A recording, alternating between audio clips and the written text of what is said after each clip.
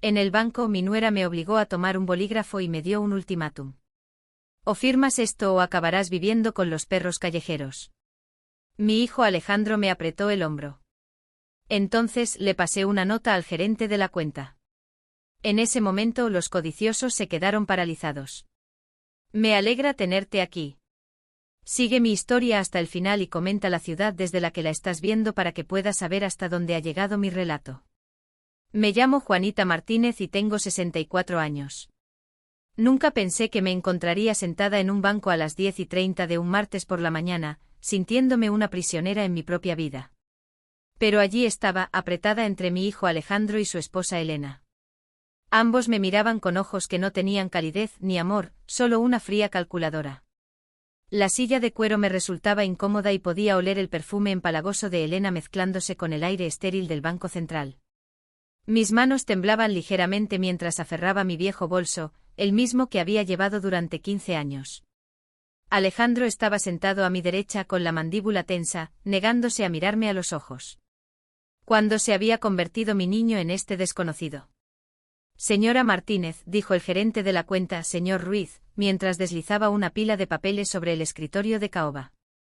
Estos son los documentos que su familia ha solicitado: traspaso de propiedad, poder notarial y liquidación de su cuenta de ahorros. Miré los papeles, las palabras se me emborronaban. 43 años había vivido en esa casa. 43 años de recuerdos de criar a Alejandro como madre soltera después de que su padre muriera cuando él solo tenía 8. Cada rincón de esa casa guardaba pedazos de nuestra vida juntos.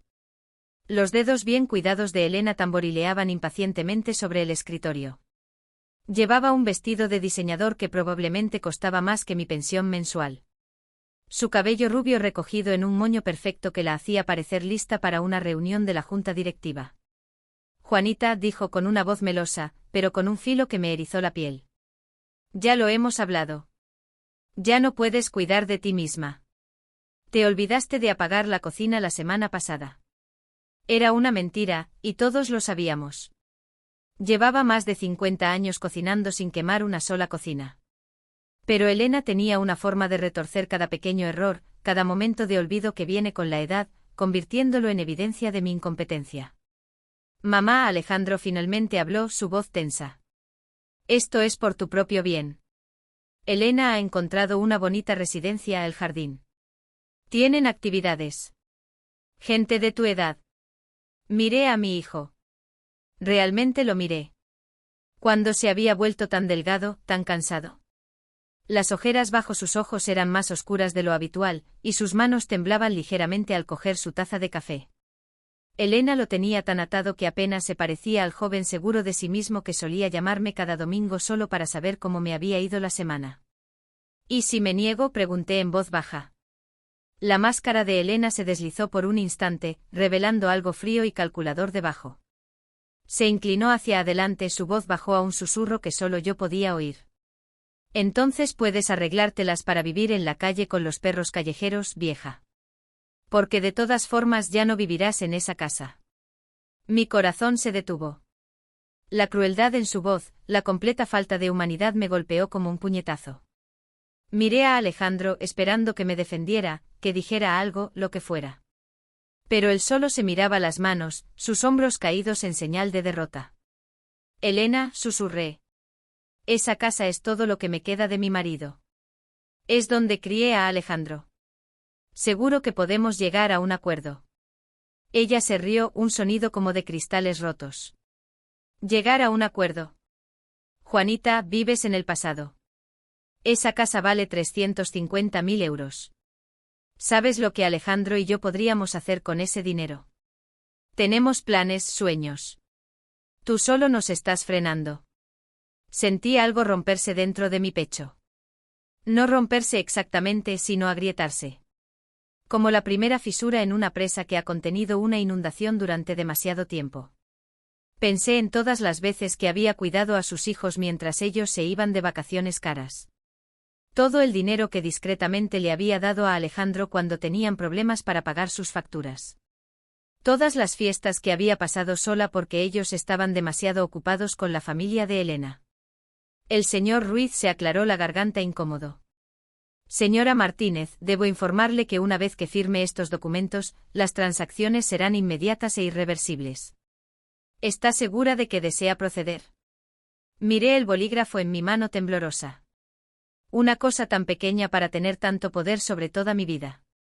Luego eché un vistazo alrededor del banco, notando las cámaras de seguridad, los otros clientes ocupados en sus asuntos, ajenos al pequeño drama que se desarrollaba en nuestra mesa. Fue entonces cuando lo vi. Un joven con uniforme de seguridad observaba nuestra mesa con preocupación. Probablemente ya había visto la escena antes. Personas mayores siendo presionadas por sus familiares. Su placa ponía Mateo. Y cuando nuestras miradas se encontraron, vi una preocupación genuina allí. Necesito un momento, dije, dejando el bolígrafo. Los ojos de Elena brillaron con irritación. No tenemos todo el día. Juanita, Alejandro tiene que volver al trabajo. Solo un momento, repetí, mi voz más fuerte de lo que había sido en toda la mañana. Metí la mano en mi bolso, pasé mis gafas de lectura y pañuelos, hasta el pequeño cuaderno que siempre llevaba. Con manos temblorosas arranqué un trozo de papel y comencé a escribir. Mi letra seguía firme, gracias a Dios. 40 años llevando registros meticulosos del hogar habían mantenido mi caligrafía pulcra y clara. Ayúdame, escribí.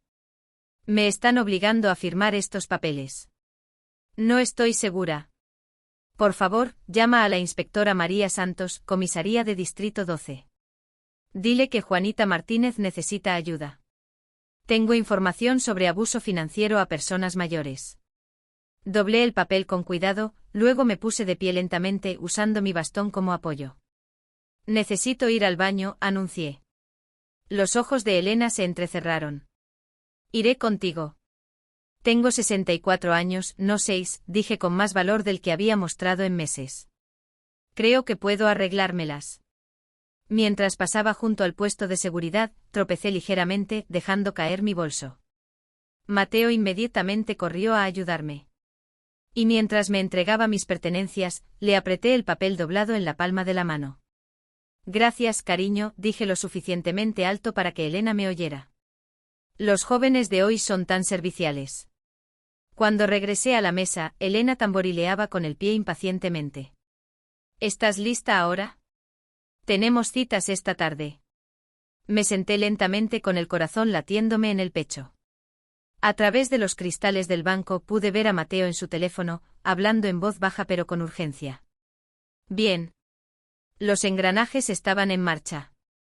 Estoy lista, dije volviendo a coger el bolígrafo. Pero no estaba lista para firmar sus papeles. Estaba lista para algo completamente diferente. Algo que nunca verían venir. Porque Elena había cometido un error crucial en toda su planificación e intrigas. Me había subestimado. Mientras sostenía ese bolígrafo, pensé en la caja de seguridad de la que no sabían nada. La que tenía desde hacía 22 años, llena de documentos que nunca habían visto. El secreto que lo cambiaría todo. Miré a mi hijo una vez más, memorizando su rostro, preguntándome si esta sería la última vez que lo vería como mi hijo en lugar de su marioneta. Entonces sonreí. En realidad, dije, dejando el bolígrafo de nuevo. Creo que hay algo que ambos necesitan saber primero. El silencio que siguió a mis palabras fue ensordecedor. Los dedos perfectamente cuidados de Elena dejaron de tamborilear sobre el escritorio, y Alejandro finalmente levantó la vista de sus manos, la confusión parpadeando en sus rasgos cansados. El señor Ruiz se movió incómodo en su silla, probablemente preguntándose si debería pedir seguridad adicional. Pero aún no estaba lista para revelarlo todo. No aquí. No así. Algunas historias necesitan el escenario adecuado, el momento adecuado. Así que, en cambio, volví a sonreír y dije, creo que deberíamos discutir esto en casa, donde podamos hablar en privado. Los ojos de Elena brillaron de furia. Juanita, no nos iremos de este banco hasta que esos papeles estén firmados. ¿Me entiendes? Por primera vez en 3 años, desde que Elena se había metido en nuestra familia, sentí una chispa de mi antiguo yo. La mujer que había criado a un hijo sola después de que mi marido Roberto muriera en aquel accidente de construcción. La mujer que había tenido 2 trabajos para mantener la comida en la mesa y asegurarse de que Alejandro pudiera ir a la universidad. La mujer que había construido algo de la nada. Mi querida, dije con voz tranquila, pero con una firmeza que incluso a mí me sorprendió. Lo entiendo perfectamente. La pregunta es, ¿tú lo entiendes? Hace 26 años, cuando Roberto murió, pensé que mi mundo había terminado. Alejandro solo tenía 8 años, agarrado a mi falda mientras estábamos junto a la tumba de su padre. Los dos llorando tan fuerte que apenas podíamos respirar. Recuerdo pensar que no me quedaba nada que dar. Ninguna fuerza para seguir adelante. Pero me equivoqué. Tenía todo para dar. Y encontré una fuerza que nunca supe que existía. Trabajaba en la cafetería El Buen Sabor durante el día, sirviendo café y tarta a camioneros y hombres de negocios que apenas me miraban. Por la noche limpiaba oficinas en el centro, fregando suelos y vaciando papeleras mientras Alejandro dormía. Los fines de semana aceptaba trabajos de costura, remendando ropa y ajustando vestidos para las mujeres ricas del barrio de Salamanca. Esas mujeres venían a mi pequeña casa con sus telas caras y etiquetas de diseñador, mirando por encima del hombro mis muebles gastados y mi papel pintado descolorido. Pero me necesitaban. Las cenas de negocios de sus maridos, sus galas benéficas, las puestas de largo de sus hijas, todo requería el tipo de trabajo delicado que solo alguien como yo podía proporcionar. La señora Soler fue la primera. Llegó a mi puerta una tarde lluviosa de jueves en octubre de 1998, llevando un diseño exclusivo de alta costura que necesitaba extensos arreglos. Su hija se iba a casar, y la modista original había estropeado el trabajo. Normalmente no vengo a esta parte de la ciudad, había dicho, mirando mi pequeña sala de estar con un disgusto apenas disimulado.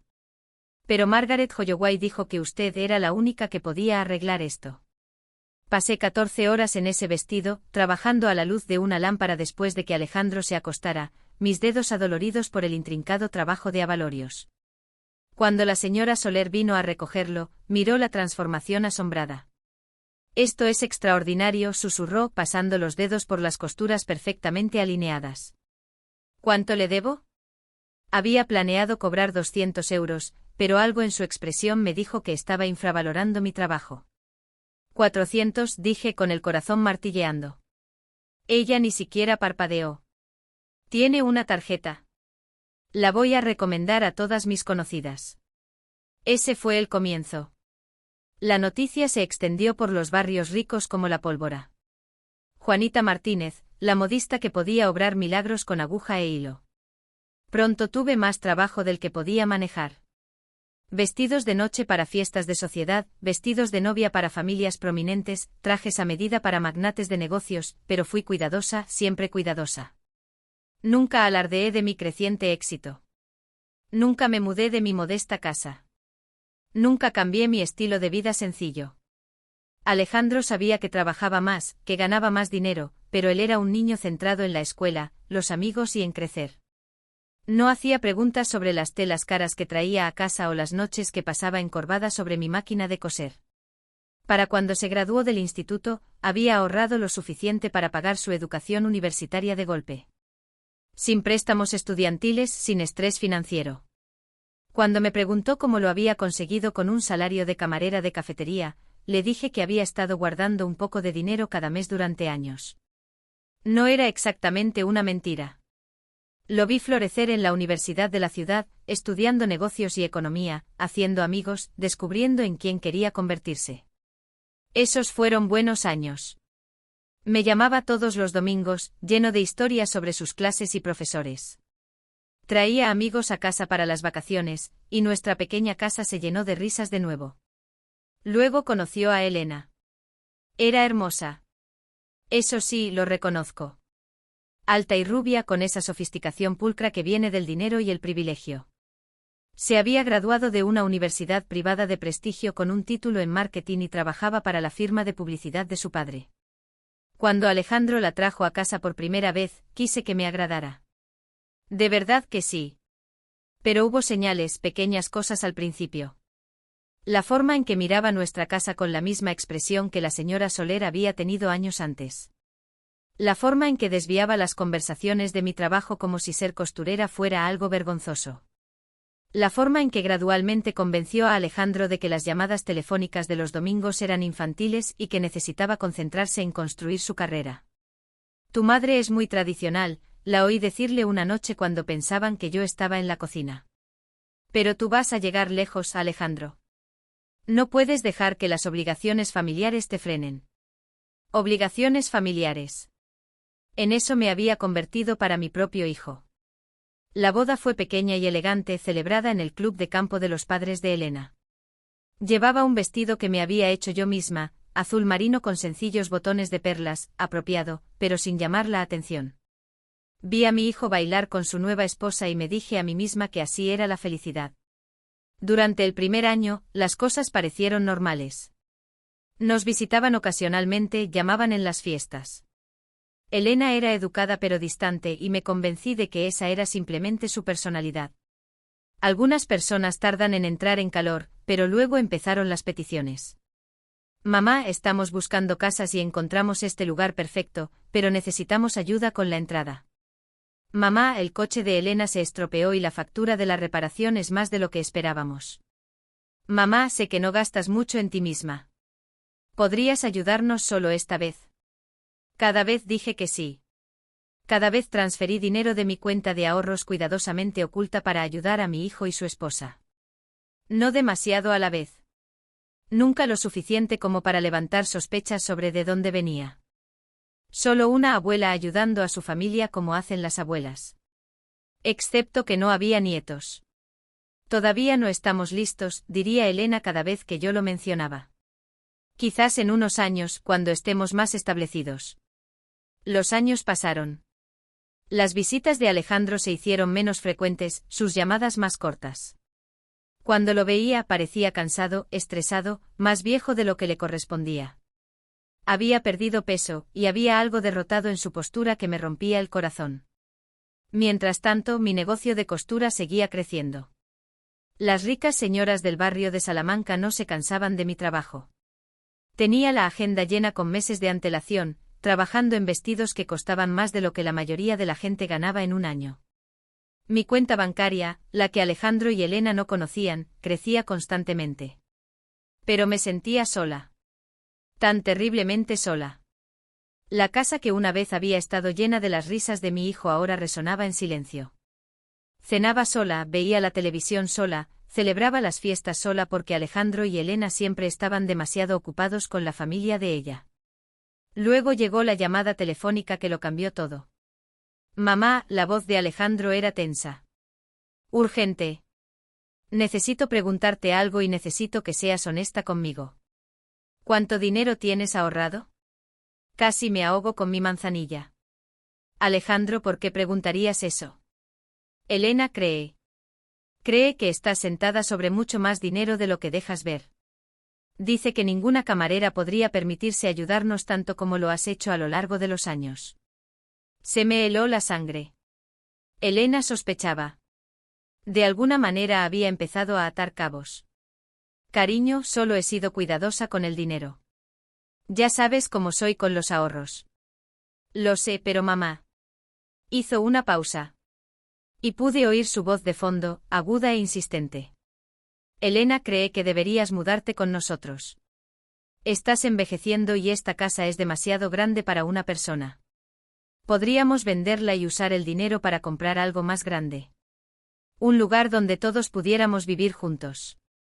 Juntos como una gran familia feliz. Excepto que yo sabía lo que realmente significaba. Querían mi casa, mis ahorros, mi independencia. Querían todo lo que me había esforzado tanto en construir. Lo pensaré, dije, pero ya estaba planeando. Esa noche fui al armario de mi dormitorio y aparté los viejos abrigos de invierno que ya no usaba. Detrás de ellos, empotrada en la pared y oculta por un panel falso que Roberto había instalado años atrás, estaba mi caja fuerte. Dentro había documentos que lo cambiarían todo, extractos bancarios que mostraban la verdadera extensión de mi riqueza, contratos con mis clientes exclusivos, evidencia de una vida que Elena no tenía ni idea de que existía. Durante 3 años los había dejado minar mi dignidad, mi independencia, mi relación con mi hijo. Había interpretado el papel de la anciana indefensa porque era más fácil que luchar, porque amaba demasiado a Alejandro como para obligarle a elegir. Pero ahora, sentada en este banco con el ultimátum de Elena resonando en mis oídos, me di cuenta de que el amor a veces significa luchar por lo que es correcto.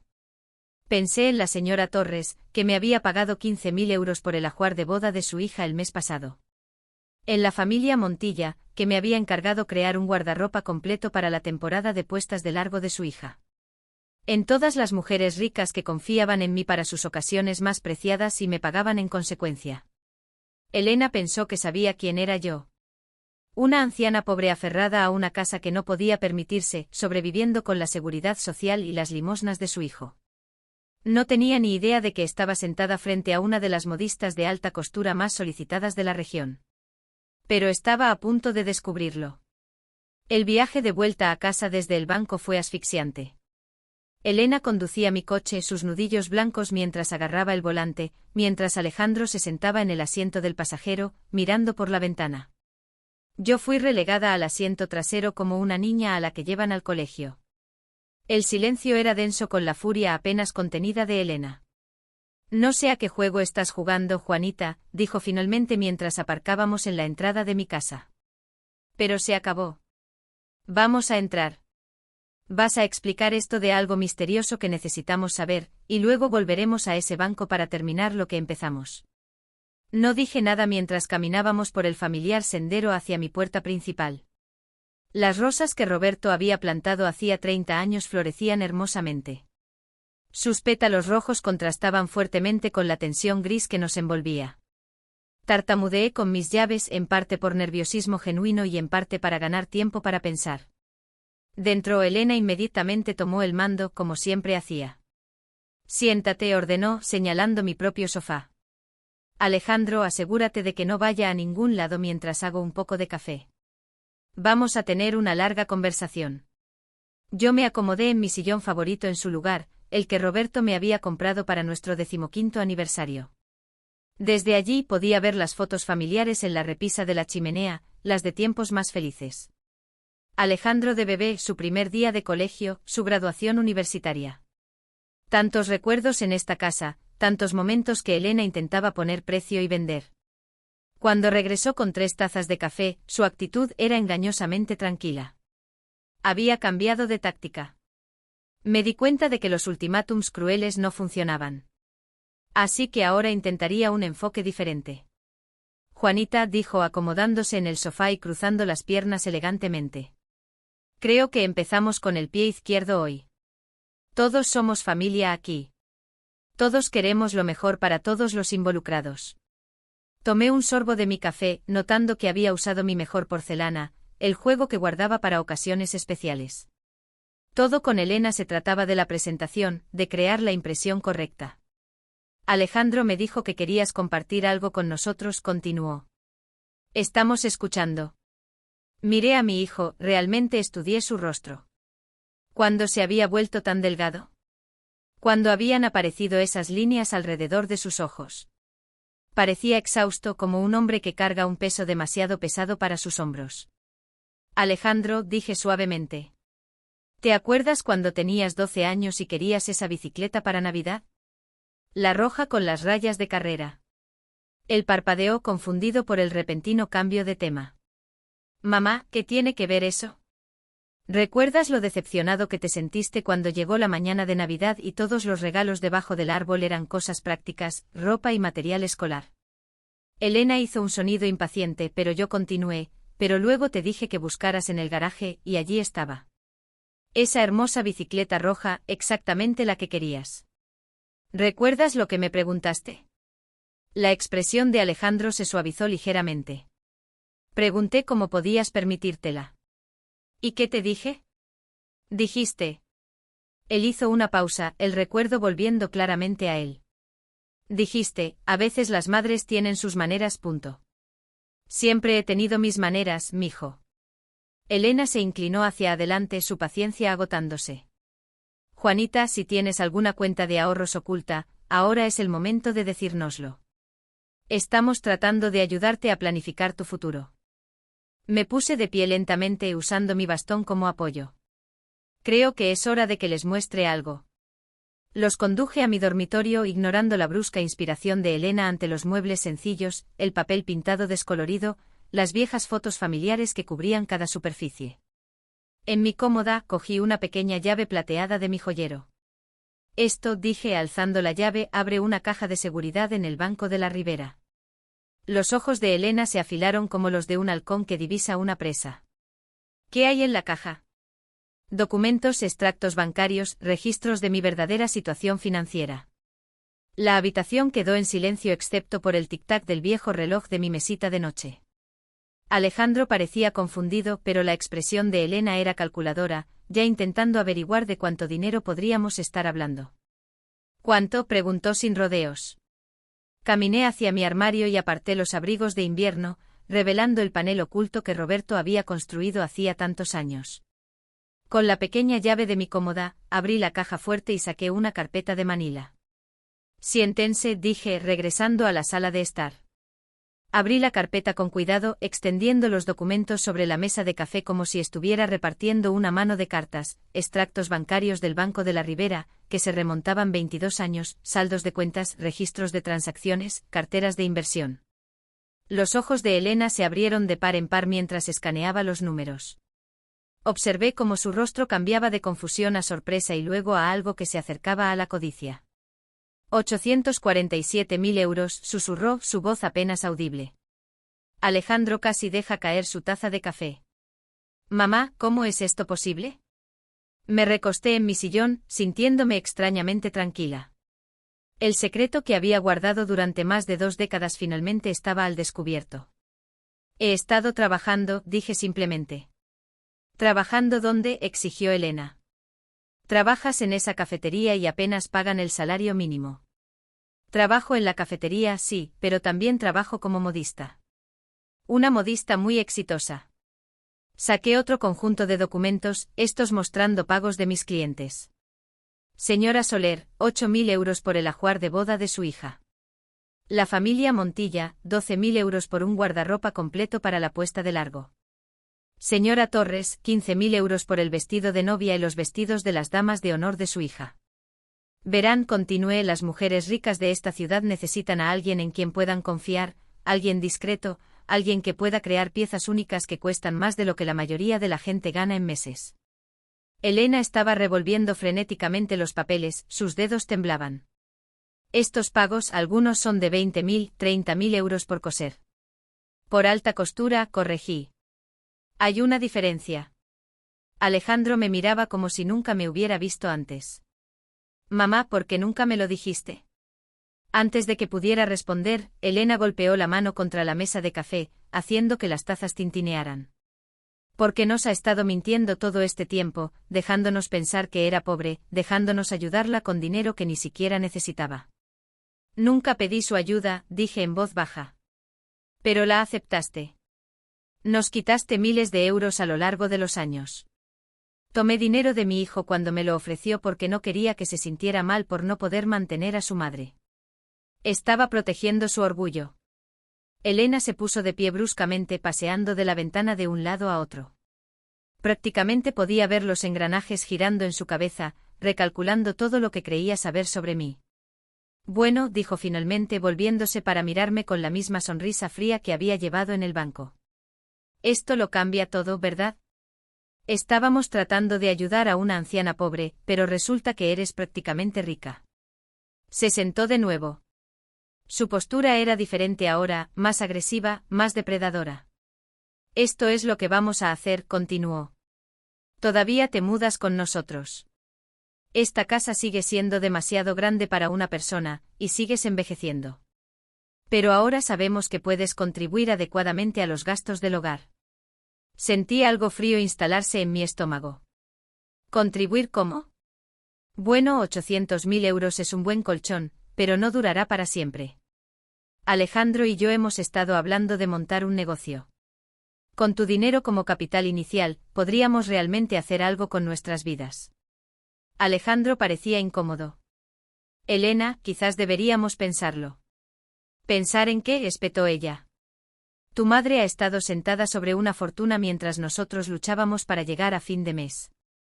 Lo menos que puede hacer es ayudar a su propia familia. He ayudado a mi familia, dije. Durante 26 años, he ayudado a mi familia. La máscara de Elena se estaba resbalando de nuevo, revelando a la mujer calculadora que había debajo. No lo suficiente. Ni de lejos lo suficiente. ¿Sabes lo que Alejandro podría haber logrado con ese tipo de dinero? Las oportunidades que hemos perdido porque no sabíamos que existía. Se inclinó hacia adelante, su voz bajó a ese mismo susurro amenazador que había usado en el banco. Vas a transferir la mitad de ese dinero a Alejandro mañana. Considéralo una herencia anticipada. Y luego vas a vender esta casa y mudarte con nosotros, donde podremos vigilar tus finanzas. ¿Y si me niego? La sonrisa de Elena era afilada como un cuchillo. Entonces impugnaremos tu capacidad mental. Una anciana que acumula dinero, viviendo sola en una casa grande, claramente no tomando decisiones racionales sobre su futuro. Estoy segura de que podríamos encontrar un médico que estuviera de acuerdo en que necesitas un tutor para administrar tus asuntos. La habitación dio un pequeño giro mientras el peso total de su amenaza me golpeaba. Ya no solo iba tras mi casa. Lo quería todo. Mi independencia, mi dinero, mi dignidad. Quería convertirme en una marioneta, tal como había hecho con Alejandro. Pero había algo que Elena no sabía. Algo que aún no les había dicho. Los 800.000 euros que tanto la entusiasmaban. Eso ni siquiera era la mitad de lo que realmente tenía. Necesito algo de tiempo para pensar en esto, dije con cuidado. Tienes hasta mañana por la mañana, dijo Elena, levantándose y recogiendo los extractos bancarios. Volveremos a las 9 en punto y iremos directamente al banco. No más juegos, no más retrasos. Después de que se fueron, me senté en mi casa vacía, escuchando el silencio. Pero por primera vez en años, no era un silencio solitario. Era la calma antes de la tormenta. Tenía trabajo que hacer. Esa noche no dormí. Me senté en mi cocina con una taza de manzanilla, mirando el teléfono y reuniendo valor. A las 11 menos 10, finalmente marqué el número que había memorizado pero nunca usado. Inspectora Santos, dijo la voz nítida al otro lado. Soy Juanita Martínez. Creo que el oficial Mateo del Banco Central la llamó hoy. Hubo una pausa, luego un crujido de papeles. Señora Martínez, sí. Dijo que estaba en apuros en el banco. Mencionó el abuso financiero a personas mayores. ¿Está segura ahora mismo? Por ahora, pero necesito presentar una denuncia formal. ¿Puede venir a mi casa? Estaré allí en 20 minutos. La inspectora María Santos era más joven de lo que esperaba, quizás de 40, con ojos amables y un comportamiento sin rodeos que me recordaba a mí misma a esa edad. Escuchó sin interrupción mientras le contaba todo. Empezando por el ultimátum de Elena en el banco y terminando con las amenazas de hoy sobre mi capacidad mental. ¿Tiene alguna grabación de estas amenazas?, preguntó, tomando notas. No, pero puedo conseguirla. Ella levantó la vista bruscamente. Señora Martínez, necesito ser muy clara con algo. Si planea grabar conversaciones con sus familiares, debe entender las implicaciones legales. En este estado, puede grabar conversaciones de las que forme parte sin el consentimiento de la otra parte. Pero cualquier cosa que grabe podría usarse potencialmente en los tribunales. Lo entiendo. ¿Está preparada para esa posibilidad? Porque una vez que se inicia este camino, no hay vuelta atrás. Su relación con su hijo y su nuera nunca volverá a ser la misma. Pensé en el rostro cansado de Alejandro. Su postura derrotada, la forma en que no me miraba a los ojos. Inspectora, mi relación con mi hijo ya está perdida. Elena la destruyó pieza por pieza durante 3 años. Al menos de esta manera, quizás pueda ayudarlo a ver quién es ella realmente. Ella asintió lentamente. ¿Qué necesita de mí? Tiempo y quizás algunos consejos sobre cómo proteger mis bienes. Después de que la inspectora Santos se fue, fui a mi cuarto de costura y me senté en la antigua máquina de coser Singer que Roberto me había comprado para nuestro 10º aniversario. Esta habitación era mi santuario, llena de rollos de seda y encaje, libros de patrones y proyectos a medio terminar para mis clientes ricos. Pero esta noche no estaba aquí para coser. Estaba aquí para planear. A la mañana siguiente Elena y Alejandro llegaron precisamente a las 9, tal como Elena había prometido. Los observé desde la ventana de mi cocina mientras subían por el sendero, notando cómo el paso de Elena era confiado, depredador, mientras Alejandro se quedaba atrás como un cómplice renuente. Me había preparado cuidadosamente para este encuentro. Escondido en el bolsillo de mi chaqueta estaba un pequeño grabador digital que la inspectora Santos me había dado. En la encimera de mi cocina, extendidos como cebo, estaban los extractos bancarios de ayer, junto con algunos documentos adicionales que había seleccionado con mucho cuidado. Buenos días, dije al abrir la puerta, mi voz temblaba lo suficiente como para sonar convincentemente frágil. Elena pasó de largo sin saludar, sus ojos inmediatamente escanearon la cocina en busca de los papeles. Veo que has estado pensando durante la noche. Bien. Espero que hayas entrado en razón. Alejandro la siguió más despacio, con las manos hundidas en los bolsillos. Mamá, ¿estás bien? Te ves cansada. No dormí muy bien, admití, lo cual era cierto. Todo esto es muy abrumador. Elena ya estaba examinando los documentos en la encimera. ¿Qué es esto?, preguntó, sosteniendo una carta de gestión de patrimonio Soler. La señora Soler quiere encargarme el guardarropa para la temporada de puestas de largo de su nieta. 35.000 euros por un guardarropa completo. Observé cómo los ojos de Elena se abrieron de par en par al leer la carta. El encargo era real, pero lo había sacado por una razón específica. Quería que ella entendiera exactamente cuánto dinero implicaba mi trabajo. 35.000 euros, repitió lentamente. ¿Por ropa? Por alta costura, corregí de nuevo. La nieta de la señora Soler será presentada en el gran baile de la sociedad, Las Camelias, la próxima primavera. Es el evento social de la temporada. Elena dejó la carta con manos temblorosas. Pude verla recalculando, dándose cuenta de que mi riqueza oculta no era solo ahorros de trabajos pasados, sino ingresos continuos de proyectos actuales. ¿Cuántos clientes tienes así?, preguntó. Suficientes para vivir muy cómodamente. Fue entonces cuando lo vi. El momento exacto en que la máscara de Elena finalmente se deslizó por completo.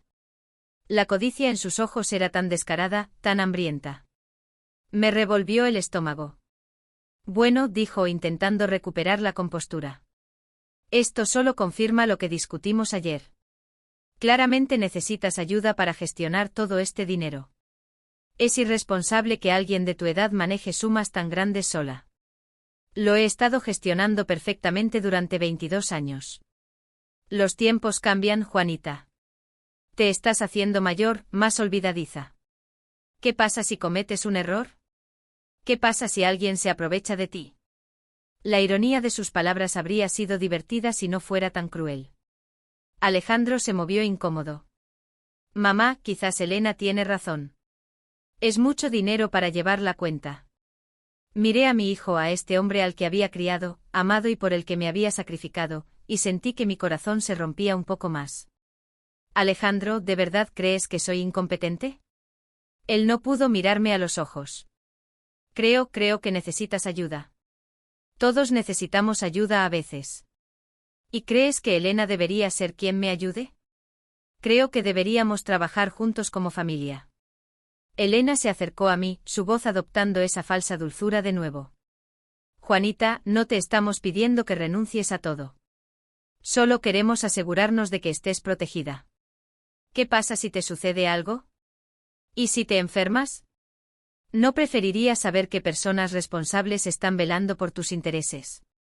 ¿Personas responsables como tú, como tu familia? Sí.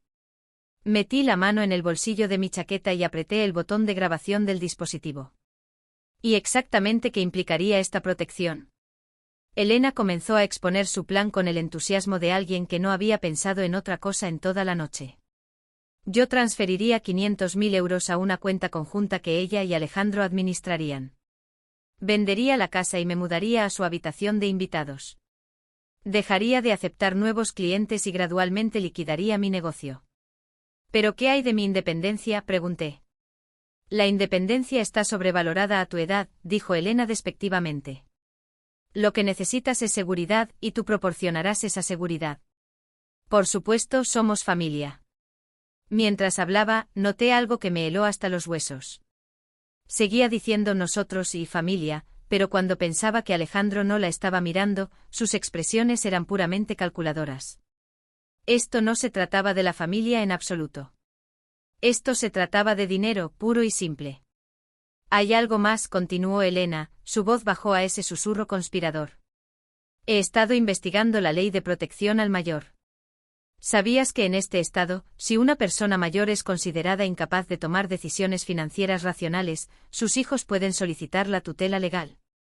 Se me heló la sangre. ¿Tutela legal?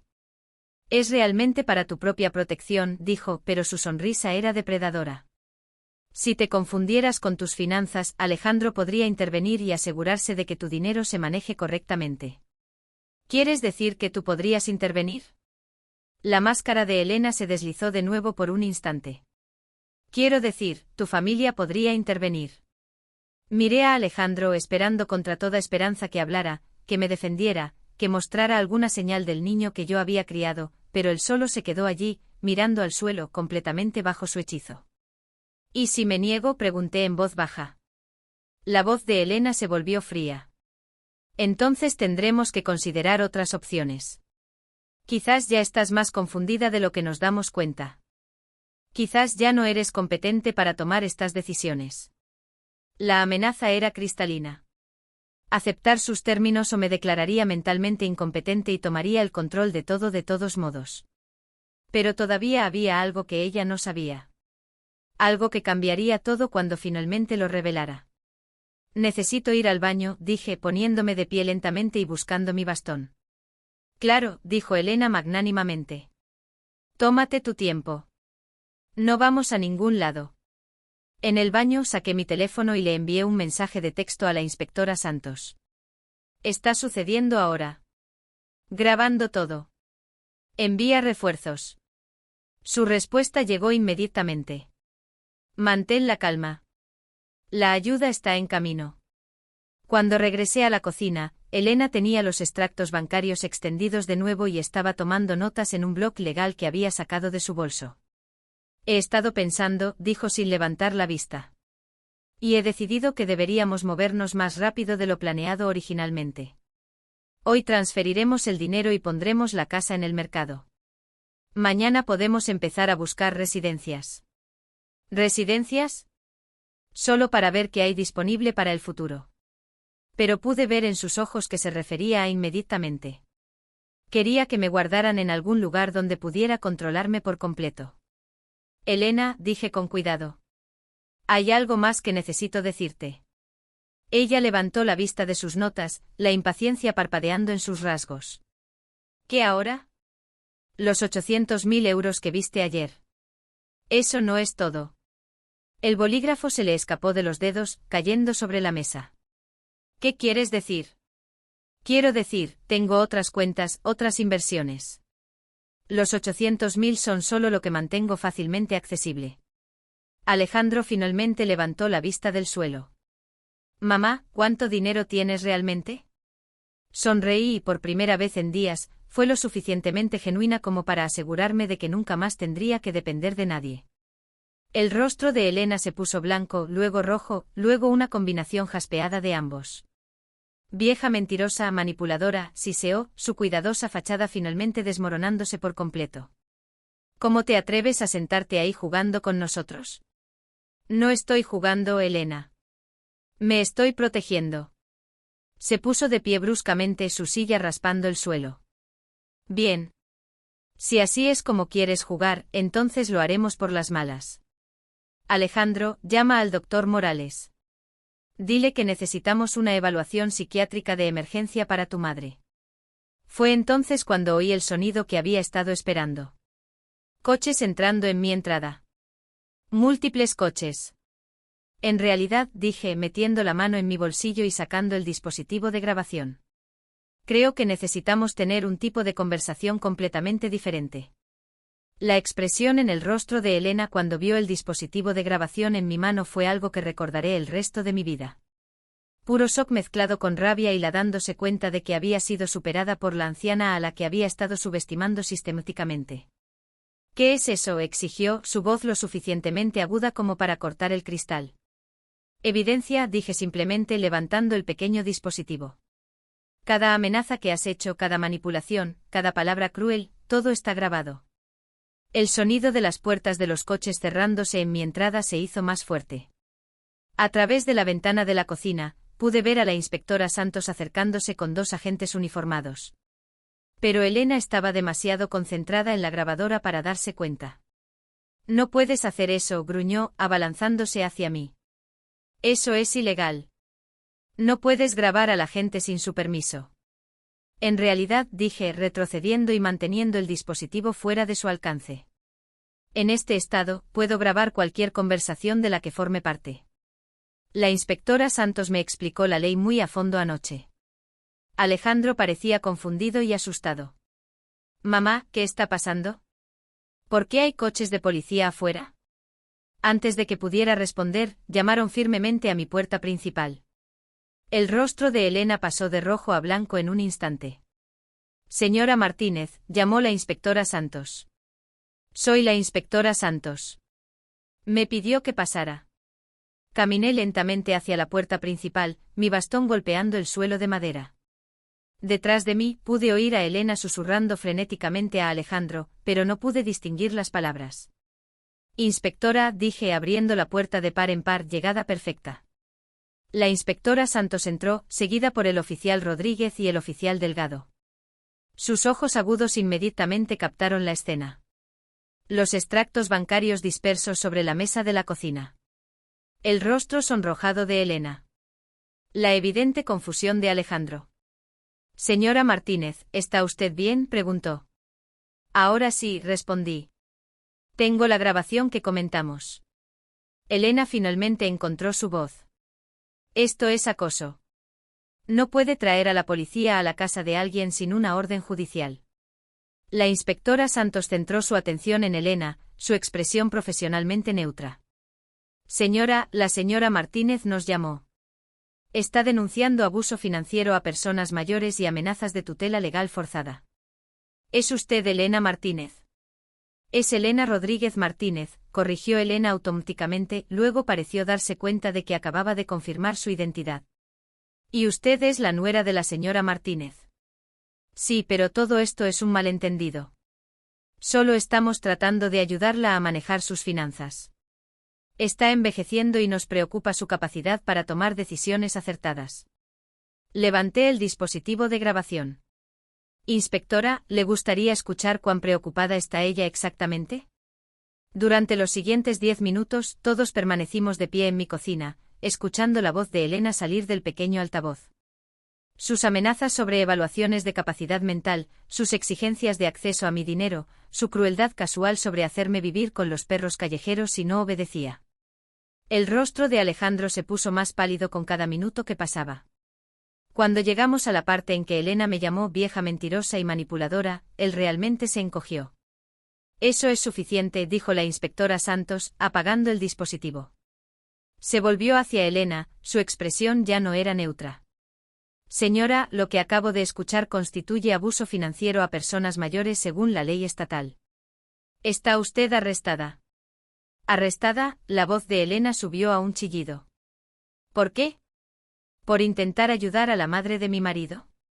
¿Por intento de explotación financiera de una persona mayor, por hacer amenazas para forzar la tutela legal con fines de lucro, y por abuso psicológico de un adulto vulnerable?» Mientras el oficial Rodríguez comenzaba a leerle sus derechos a Elena, ella se volvió desesperadamente hacia Alejandro. «Haz algo. No te quedes ahí parado. Es tu madre». Pero Alejandro me miraba con una expresión que no había visto desde que era un niño atrapado en una mentira. «Mamá», susurró. «¿Es esto realmente lo que ha estado pasando? ¿Elena me ha estado amenazando? Intentando robarme el dinero. Tratándome como una carga de la que deshacerse», terminé. «Sí, mijo. Durante 3 años». Sus hombros se encogieron. «No lo sabía. Juro que no sabía que era tan grave». La inspectora Santos había terminado con Elena y ahora se estaba concentrando en él. «Señor Martínez, necesito hacerle algunas preguntas. ¿Estaba usted al tanto de los planes de su esposa para forzar a su madre a la tutela legal?» Alejandro parecía perdido, confundido, como un hombre que despierta de una larga pesadilla. «¿Yo?» Ella dijo que mamá necesitaba ayuda, que se estaba volviendo olvidadiza y que ya no podía manejar sus finanzas. Pensé que estábamos ayudando. ¿Sabía usted sobre las amenazas, los ultimátums? No. Su voz era apenas audible. Sabía que Elena podía ser directa, pero no sabía que estaba amenazando a mamá. Quise sentir lástima por él, pero no pude. Todavía no. Alejandro, estuviste ayer en el banco. ¿Oíste lo que dijo? Pensé que era solo. Pensé que solo estaba frustrada. A veces se frustra cuando la gente no escucha sus consejos. El oficial Delgado, que había estado tomando notas, levantó la vista. Señor Martínez, amenazar con declarar a alguien mentalmente incompetente con fines de lucro no es un consejo. Es un delito. Mientras se llevaban a Elena hacia la puerta, ella se volvió hacia mí por última vez con odio puro en sus ojos. Esto no ha terminado. Vieja vengativa. Lucharé contra esto. Me aseguraré de que todos sepan qué clase de persona eres realmente. En realidad, dije con calma. Creo que es hora de que todos sepan exactamente qué clase de personas somos ambos. Caminé hasta la encimera de mi cocina y cogí una carpeta de Manila que había dejado allí esa misma mañana. Inspectora Santos, creo que encontrará estos documentos muy interesantes. Abrí la carpeta y extendí su contenido sobre la mesa. Extractos bancarios, registros de inversión, escrituras de propiedad, pero no solo míos. ¿Qué es esto?, preguntó la inspectora Santos, inclinándose sobre los papeles. Evidencia de que la señora Elena Rodríguez Martínez ha estado haciendo esto antes. Con otros dos familiares mayores. Elena dejó de forcejear contra el agarre del oficial Rodríguez. Eso es imposible. Usted no tiene acceso a mis registros financieros. Sonreí. No, pero tengo acceso a algo mejor. Tengo acceso a los mismos círculos sociales que sus víctimas. La habitación quedó en silencio mientras explicaba lo que había descubierto durante mi noche de insomnio de investigación. La señora Catalina Soler, mi cliente de toda la vida, había mencionado de pasada meses atrás que su tía anciana había sido manipulada por una joven que se había casado con la familia. La tía había perdido su casa y los ahorros de toda su vida antes de que otros parientes intervinieran. Llamé a la señora Soler anoche, continué. Ella me puso en contacto con el abogado de la tía, y el abogado me puso en contacto con otras dos familias que habían tenido experiencias similares, todas involucrando a una joven rubia llamada Elena Rodríguez, que apuntaba a familiares mayores con bienes. La inspectora Santos estaba estudiando los documentos con creciente interés. Estos muestran un patrón de explotación financiera que se remonta a 7 años. 7 años y 4 víctimas diferentes, confirmé, todas mayores, todas manipuladas para ceder sus bienes a parientes que estaban casados o involucrados románticamente con Elena Rodríguez.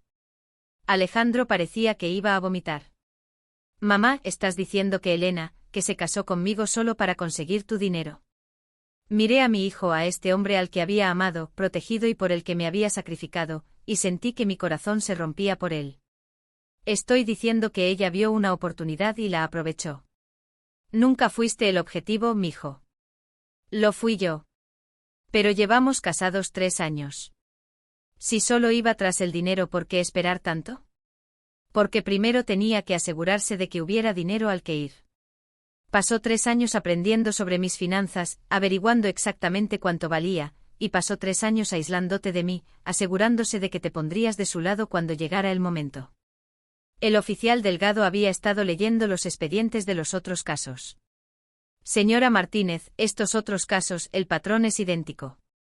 Matrimonio o relación romántica, aislamiento gradual del objetivo mayor, demandas financieras crecientes y, finalmente, amenazas de tutela legal si la víctima no cumple. ¿Cómo terminaron los otros casos?, preguntó la inspectora Santos. 2 de las víctimas murieron antes de que los casos pudieran resolverse. Una lo perdió todo, pero finalmente pudo probar el fraude y recuperar algunos bienes. El cuarto, hice una pausa, mirando directamente a Elena. El cuarto caso todavía está en curso. Un anciano de 92 años en Galicia cuyo sobrino convenció a su novia para que le cediera su casa el mes pasado. El rostro de Elena se había puesto completamente blanco. Esto es una locura. Se lo está inventando todo. En realidad, dijo la inspectora Santos, sacando su teléfono. Voy a tener que hacer algunas llamadas. Señora Martínez, ¿estaría dispuesta a cooperar con los investigadores de otras jurisdicciones? Por supuesto. Mientras finalmente se llevaban a Elena, ella se volvió una última vez. Alejandro, Alejandro, no dejes que hagan esto. Soy tu esposa. Pero Alejandro no respondió. Estaba sentado en la mesa de mi cocina con la cabeza entre las manos, mirando la evidencia de la manipulación sistemática de su esposa a nuestra familia. Mamá, dijo sin levantar la vista. ¿Desde cuándo lo sabes? Lo sospeché durante meses, pero solo tuve pruebas anoche. ¿Por qué no me lo dijiste? Me senté frente a él. La misma mesa donde le había dado el desayuno antes de ir al colegio durante 10 años. Donde habíamos hecho los deberes juntos, donde habíamos planeado su futuro. Porque esperaba estar equivocada. Porque no quería destruir tu matrimonio si había alguna posibilidad de que me equivocara. Y porque hice una pausa eligiendo mis palabras con cuidado, porque tenía miedo de que no me creyeras. Él finalmente levantó la vista y vi lágrimas en sus ojos. No te habría creído hace una semana. Si me hubieras contado todo esto, habría pensado que eras tú quien estaba perdiendo la cabeza. Y ahora me doy cuenta de que he estado perdiendo la mía. Durante 3 años he estado viviendo en una especie de niebla, dejándola tomar todas las decisiones, creyendo todo lo que me decía sobre ti, sobre nuestra familia, sobre lo que era mejor para todos. La inspectora Santos reapareció en la puerta. Señora Martínez, vamos a necesitar que venga a la comisaría para hacer una declaración formal. Y señor Martínez, también necesitaremos hablar con usted. Después de que se fueron, Alejandro y yo nos sentamos en mi cocina en silencio.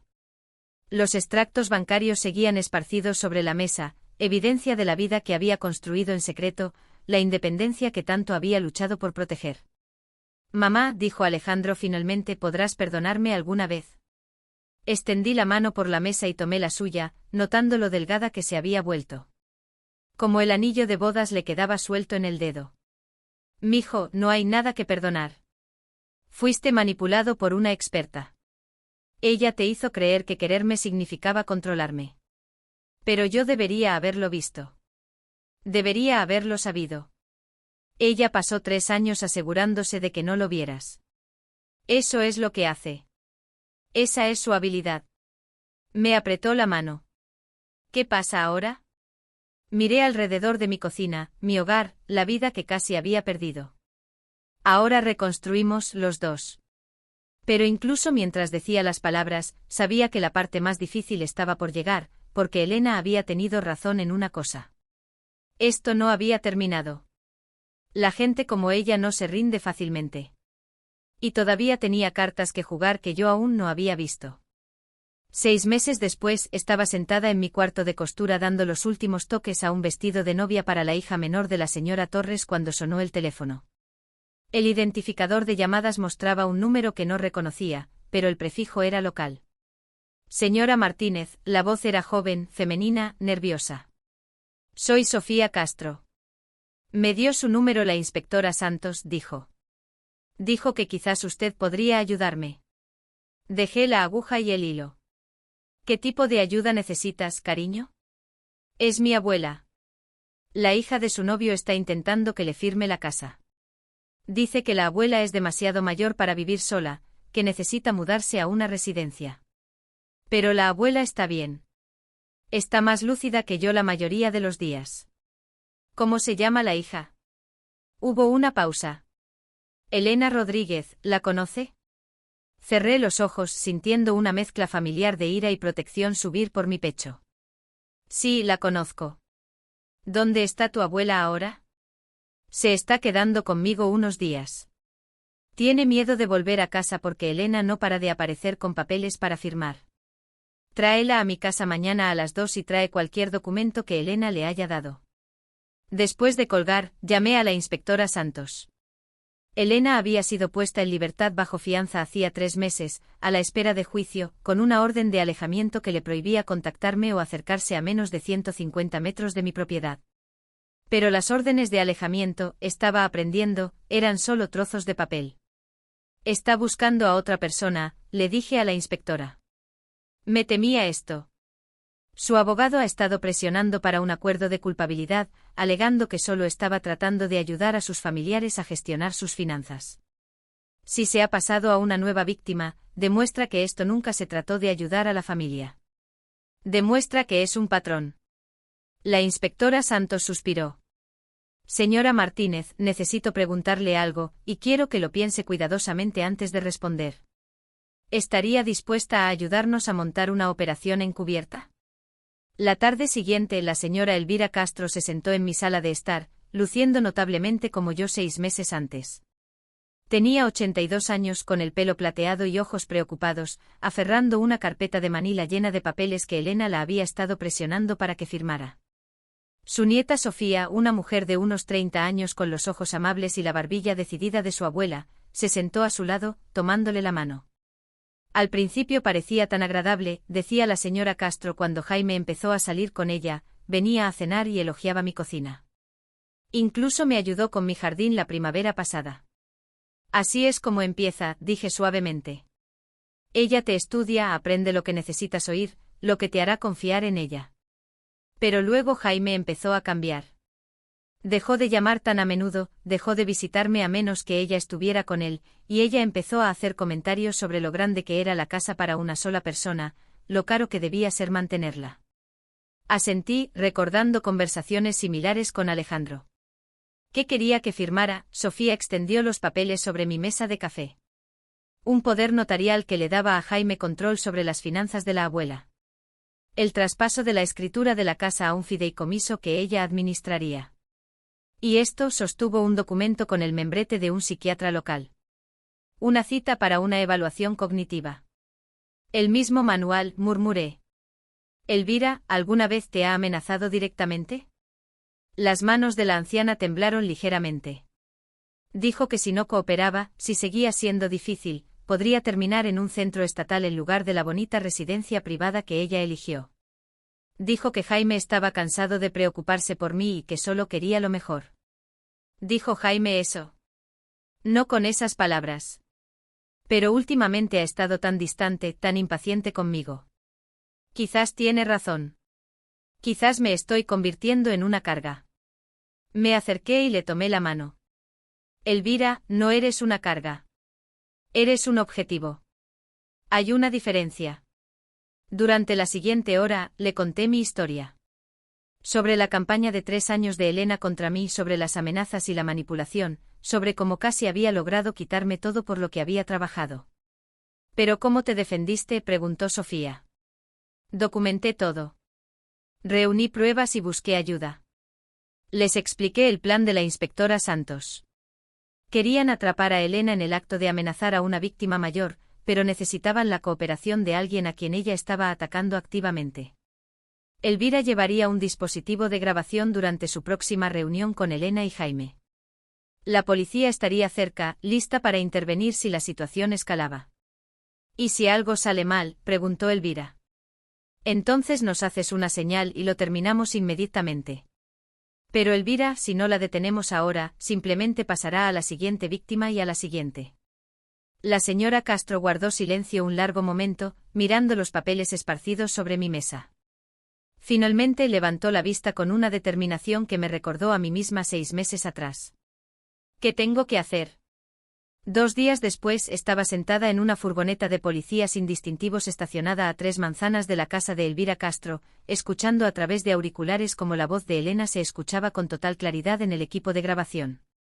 Elvira, estás siendo muy terca con esto, decía Elena, su tono aún dulce, pero con ese familiar matiz de impaciencia. Jaime y yo estamos tratando de ayudarte. No entiendo por qué necesito firmar todos estos papeles ahora mismo, respondió Elvira, su voz temblorosa pero decidida. Porque no te estás volviendo más joven, y necesitamos asegurarnos de que tus asuntos estén en orden. ¿Qué pasa si te caes y te rompes una cadera? ¿Qué pasa si tienes un derrame cerebral? ¿Quién se va a encargar de todo? Tengo a Sofía. Tengo otros familiares. La risa de Elena fue fría. Sofía tiene su propia vida, sus propios problemas. No puede dejarlo todo para cuidar de una anciana que es demasiado terca para aceptar ayuda. A través del equipo de vigilancia, pude ver el salón de Elvira. Elena se inclinaba agresivamente hacia adelante mientras Jaime, el nieto de Elvira, se sentaba a un lado, incómodo, pero sin intervenir. La dinámica era desgarradoramente familiar. Si no firmas estos papeles, continuó Elena. Jaime y yo ya no podremos ayudarte. Estarás sola. ¿Entiendes lo que eso significa para alguien de tu edad? ¿Me estás amenazando?, preguntó Elvira, su voz más fuerte ahora. Te estoy explicando la realidad. Puedes cooperar con personas que se preocupan por ti, o puede ser difícil y afrontar las consecuencias. La inspectora Santos, sentada a mi lado en la furgoneta, habló por su radio. Ya es suficiente. Intervengan. En cuestión de minutos, los agentes de policía estaban en la puerta de Elvira. A través de la transmisión de vigilancia, observé cómo el rostro de Elena se transformaba de una manipulación confiada a una incredulidad sorprendida mientras la inspectora Santos la arrestaba por violar su orden de alejamiento e intentar explotar financieramente a otra víctima mayor. Jaime parecía confundido y asustado mientras los agentes le explicaban que su novia era parte de una investigación en curso sobre abuso a personas mayores. Pero ella solo estaba tratando de ayudar, seguía diciendo. Dijo que la abuela necesitaba ayuda para administrar su dinero. Hijo, dijo la inspectora Santos suavemente. Su novia ha estado haciendo esto durante años. Su abuela es su quinta víctima conocida. 3 semanas después, Elena se declaró culpable de múltiples cargos de abuso financiero a personas mayores en 4 estados. El acuerdo de culpabilidad incluía la restitución a sus víctimas y una pena de 10 años de prisión. Su abogado le había aconsejado que ir a juicio probablemente resultaría en una pena mucho más larga, dada la evidencia en su contra. No asistí a la audiencia de sentencia. Había dicho todo lo que necesitaba decir en mi declaración de la víctima, que el fiscal leyó en voz alta en el tribunal. En cambio, pasé ese día en mi cuarto de costura trabajando en un faldón de bautizo para la nueva bisnieta de la señora Soler. Alejandro vino a verme esa tarde, como había estado haciendo 2 veces por semana desde el arresto de Elena. El divorcio había sido finalizado hacía un mes y él estaba reconstruyendo lentamente su vida. Había perdido peso, pero del bueno esta vez, el que viene de comer regularmente y dormir toda la noche de nuevo. ¿Cómo te sientes?, preguntó acomodándose en la silla junto a mi mesa de costura. Libre, dije simplemente. ¿Por primera vez en 3 años? Completamente libre. Él guardó silencio un momento observándome trabajar. Mamá, necesito decir algo y necesito que me dejes terminar antes de que respondas. Dejé la aguja y le presté toda mi atención. Sé que me has perdonado. Sé que has dicho que no hay nada que perdonar, pero necesito perdonarme a mí mismo y no puedo hacerlo sin reconocer lo que permití que sucediera. Respiró hondo. Dejé que alguien me convenciera de que amarte significaba controlarte. La dejé hacerme creer que tu independencia era terquedad, que tu fuerza era confusión, que tu sabiduría se desvanecía. Se le llenaron los ojos de lágrimas. Olvidé quién me crió. Olvidé quién me enseñó lo que estaba bien y lo que estaba mal, quien trabajó en 3 trabajos para pagarme la escuela, quien sacrificó todo para darme oportunidades. Olvidé que eres la persona más fuerte que conozco. Mijo, por favor, déjame terminar. Quiero preguntarte algo y quiero que te sientas completamente libre de decir que no. Sacó una pequeña caja del bolsillo de su chaqueta. Quiero darte algo que te pertenece. Abrió la caja para revelar el anillo de bodas de mi madre, el que le había dado cuando se comprometió con Elena. Esto nunca debió haber dejado tu dedo, dijo. Elena quería reengastar el diamante. Usarlo en su anillo de compromiso. Debería haber dicho que no entonces. Debería haberme dado cuenta de que alguien que quería borrar tu historia no era digno de unirse a nuestra familia. Tomé el anillo de la caja, sintiendo su peso familiar. Mi madre lo había llevado durante 47 años. Yo lo había llevado durante 31 años después de la muerte de Roberto, hasta el día en que se lo di a Alejandro como símbolo de nuevos comienzos. ¿Quieres que lo vuelva a llevar?, pregunté. Quiero que hagas lo que te haga feliz. Si quieres llevarlo, llévalo. Si quieres guardarlo para alguien más algún día, guárdalo. Si quieres venderlo y usar el dinero para un crucero alrededor del mundo, haz eso. Es tuyo, mamá. Todo debería ser tuyo para decidir. Me puse el anillo en el dedo donde pertenecía. Gracias. Hay algo más, dijo. He estado pensando en lo que dijiste sobre reconstruir nuestra relación. Quiero aprender sobre tu negocio. Tu verdadero negocio, no la versión que creé en mi cabeza donde necesitaba ser rescatada. Sonreí. No es un trabajo glamuroso, ya sabes. Horas largas, clientes exigentes, plazos que no se pueden mover. Suena a algo que aprendí al ver a mi madre. Ese fin de semana, Alejandro me ayudó a reorganizar mi cuarto de costura, estableciendo un área de oficina adecuada donde pudiera gestionar mis citas con clientes y la correspondencia comercial. Colocamos nueva iluminación e instalamos un mejor almacenamiento para mi creciente colección de telas y patrones. La señora Soler llamó hoy, le dije mientras trabajábamos. Quiere encargar un traje para la inauguración de su marido como presidente de la Junta del Hospital. 8.000 euros por un traje. Por un traje perfecto hecho exactamente a medida en tela que cuesta 400 euros el metro. Sostuve una muestra de lana gris carbón que se sentía como seda. Cuando pagas tanto, la perfección es la expectativa mínima. Él examinó la tela, pasándola entre sus dedos. ¿Y has estado haciendo esto durante 22 años? 22 años y 2 meses. Con razón pudiste ayudarme en la universidad. Eso fue solo el principio. El dinero de verdad llegó más tarde, cuando tuve clientes establecidos que confiaban en mí para sus ocasiones más importantes. Mientras trabajábamos, le conté mis planes para el futuro. Estaba considerando aceptar un aprendiz, alguien joven que pudiera aprender las técnicas tradicionales que se estaban convirtiendo en artes perdidas. También estaba pensando en impartir algunas clases selectas, compartiendo mis conocimientos con otros que quisieran aprender alta costura. ¿Y la jubilación?, preguntó. ¿Jubilación de qué? Este no es solo mi trabajo, mijo. Es mi arte, mi pasión, mi propósito. Haré esto mientras mis ojos puedan ver los puntos y mis manos puedan sostener una aguja. 6 meses después de la sentencia de Elena, recibí una carta que me sorprendió. Era de Sofía Castro, la nieta de Elvira Castro, invitándome a la fiesta del 83 cumpleaños de Elvira. La abuela insiste en que usted es la razón por la que todavía vive en su propia casa, escribió Sofía. Dice que le enseñó que ser mayor no significa ser impotente. Asistí a la fiesta celebrada en el hermoso jardín de Elvira, que ella misma seguía manteniendo. Me presentó a sus amigos como la mujer que me salvó la vida, lo cual me avergonzó, pero también me llenó de una profunda sensación de satisfacción. ¿Sabes?, dijo Elvira mientras estábamos sentadas juntas viendo a sus bisnietos jugar en el jardín.